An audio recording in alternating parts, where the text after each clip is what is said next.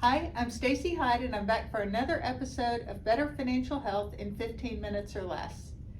And so it is early February, and you may be thinking about getting all of your documentation together to file your taxes. And whether you do it yourself or whether you use a pay preparer, a CPA, H&R Block, whatever, this is really pretty universal. I would encourage you to make sure that you have all of your tax documents before you rush off and do your taxes, because there's nothing worse than going and filing your taxes thinking you're done and then you get another tax document in the mail. So what should you be looking for? Certainly you need your W-2 from your employer if you were received pay from an employer in 2022, you need that. If you work for multiple employers, you need multiple W-2s.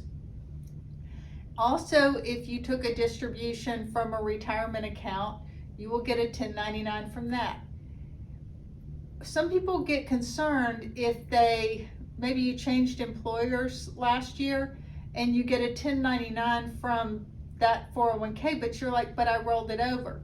If you do get that 1099, it's likely coded that it was a rollover, so that will be a non-taxable. Don't get worried.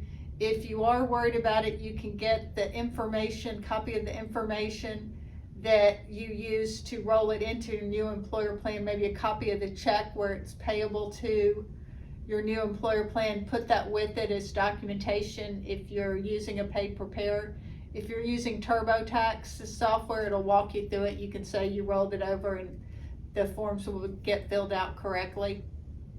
The other thing to keep in mind is if you have an after-tax investment account, say you opened a Robinhood account, or your employer has a stock purchase plan, or you just have opened an account with an advisor or directly with an investment firm, those 1099s generally don't come out until the middle of February or sometimes even into March, depending on the types of investments you purchased. So don't get in too big of a hurry. Make sure if you have one of those types of accounts that you have that information. You also will be looking for 1099s from any bank accounts you have had. And then if you had a mortgage, you'll want your mortgage tax statement. And if you had a lot of medical bills last year, gather those, because you might be able to deduct some of those. Most people won't. Most people will take the standard deduction because it's so high, and state and local government tax is capped at $10,000. So most people are going to take the standard deduction. But as I said, if you did have mortgage interest, property taxes, medical bills, things of that nature, charitable contributions, you want to see if maybe they add up to more than the standard deduction, because if they do, then it may make more sense for you to itemize. But like I said, most people these days don't. But you definitely want to make sure that you have all of the income accounted for.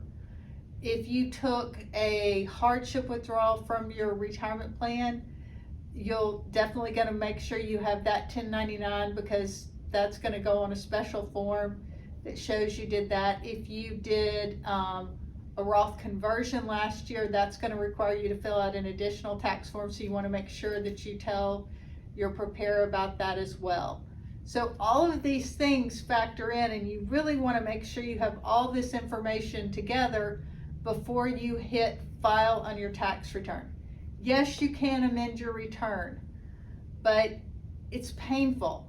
You'll have to, especially if you're due a larger refund, it may take a year or more for you to be able to actually get that refund back if you file an amended return. So it's important. You should get your return in early. You'll get your refund faster if you're due a refund, but don't get in too big of a hurry and miss out on some account that should have been included. An easy way to do it is just to get a folder, and every time you open something in the mail that looks like it might have to do with your taxes, just add it to it. Or, because I know we all have signed up for a lot more to get correspondence online. Go back through your email before we get too far into the tax season and check to see if you've gotten any emails about tax documents being available. If they have, go ahead and print them now. You can also pull out last year's tax return and see what tax documents you had and make sure you have the ones that for the accounts that you had last year, you still have this year. Make sure you have those. That's a great check too. But don't forget about any new accounts you may have opened.